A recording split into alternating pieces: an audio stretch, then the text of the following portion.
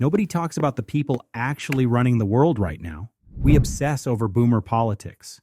We dissect Gen Z's TikTok trends like they're some alien transmission. But what about the people in the middle? The ones quietly holding the ceiling up while the walls close in? They're invisible. They don't post manifestos.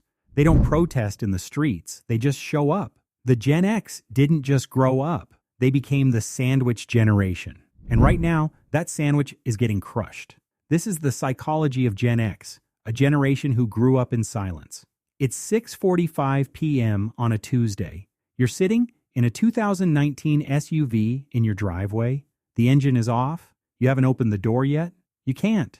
Not yet. The air smells like stale coffee, sweaty clothes, and leather cleaner. In your ears, the distorted opening chords of a 1992 grunge anthem are bleeding through the speakers. It's the only 5 minutes of silence you've had since the alarm went off at 5 a.m. Behind the front door of your house, your 82-year-old father is waiting. He's forgotten how to use the remote again, and he's frustrated. Upstairs, your 26-year-old son is staring at a laptop, 8 months into a career break, and things are not looking good. You are the manager, the nurse, the bank, the therapist, and you are exhausted. You sit there, hands on the steering wheel, staring at the garage door. You're not crying.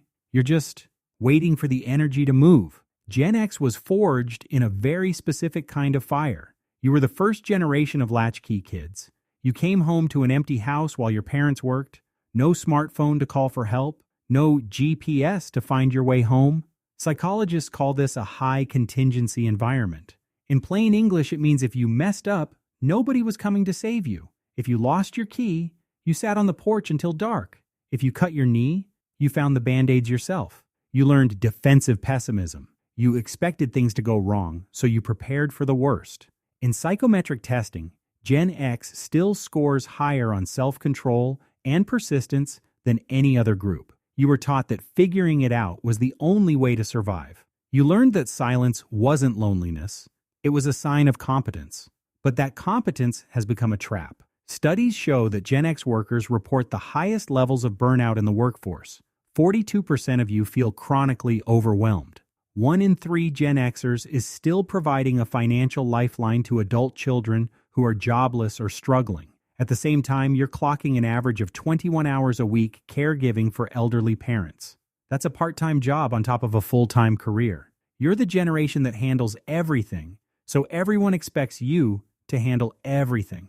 Anxiety and depression diagnoses aren't just rising, they're hitting record highs. You aren't fine. You're drowning in a pool you're pretending is only ankle deep. The independence that saved you as a kid is killing you as an adult. You grew up in a world where therapy was for people who couldn't hack it. So you don't go. Stoicism no longer works for you.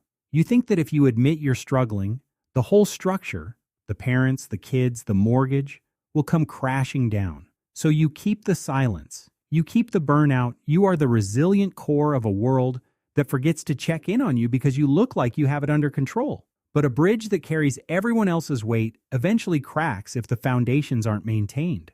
The psychology of Gen X is shifting from figure it out to how much longer can I do this? If this hit home for you, maybe it's time to finally open that car door and admit the weight is real. You've spent your life being the one who shows up for everyone else. From now on, it's okay to show up for yourself.